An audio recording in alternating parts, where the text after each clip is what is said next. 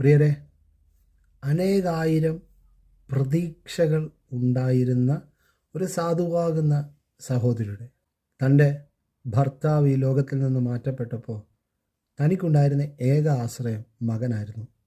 ആ മകൻ ഈ ലോകത്തിൽ നിന്ന് മാറ്റപ്പെട്ടു. ഈ സാധുവാകുന്ന സ്ത്രീ മുമ്പിൽ സകല സ്വപ്നങ്ങളും കണ്ടത് ഈ കുഞ്ഞിൻ്റെ മുഖമോർത്തിട്ടായിരുന്നു. പക്ഷേ ഒരു വേള ഈ തലമുറ ലോകത്തിൽ നിന്ന് മാറ്റപ്പെട്ടു.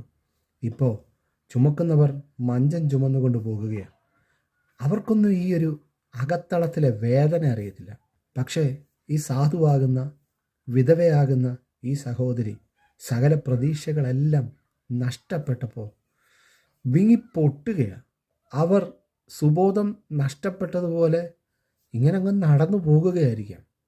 അതിൻ്റെ നടുവിലേക്കാണ് യേശു കർത്താവ് എതിരെ കയറി ചെന്ന് ആ മഞ്ചത്തെ തൊട്ട് ആ പ്രതീക്ഷകളെല്ലാം അറ്റുപോയ ആ തലമുറയുടെ കൈക്ക് പിടിച്ച് എഴുന്നേൽപ്പിച്ച് അവനെ അവൻ്റെ അമ്മയ്ക്ക് മടക്കി കൊടുത്തത്.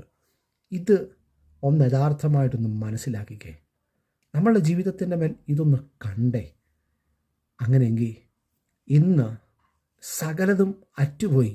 ഇനി മുമ്പോട്ട് എങ്ങനെയാണെന്ന് മുഴുവൻ ചോദ്യചിഹ്നം മാത്രമായിരിക്കുന്ന നിൻ്റെ ജീവിതത്തിൻ്റെ മേൽ ഇതുപോലത്തെ ഒരു വഴിത്തിരിവിൽ വെച്ച് ആ യേശു കർത്താവുമായിട്ടൊരു കൂട്ടിമുട്ടൽ സംഭവിച്ചാൽ അവിടം കൊണ്ട് നിൻ്റെ സ്ഥിതി മുഴുവൻ തിരിയും.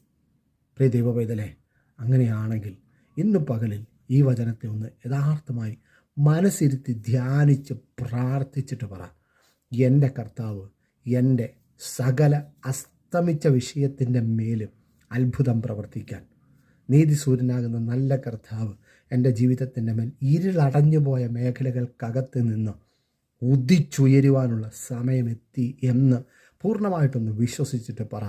എൻ്റെ കണ്ണുനീരെല്ലാം തുടച്ചിട്ട് ഞാനിതാ കർത്തൻ്റെ സന്നിധിയിൽ എഴുന്നേൽക്കുകയാണ്. ആ കർത്താവിൻ്റെ ഉദ്ധാരകനാണ്. ആ ഉദ്ധാരകനാകുന്ന നല്ല കർത്താവ് എന്നെ ഈ ദിവസങ്ങളിൽ ശ്രേഷ്ഠമായി പോറ്റി പുലർത്തും. ഞാനൊരു അനുഗ്രഹ വിഷയമായി തീരുകയും ചെയ്യും. ഈ വചനങ്ങൾ കൊണ്ട് കർത്താവ് നിങ്ങളെ ഈ പകലിൽ അനുഗ്രഹിക്കട്ടെ. I bless you in Jesus' name. Amen.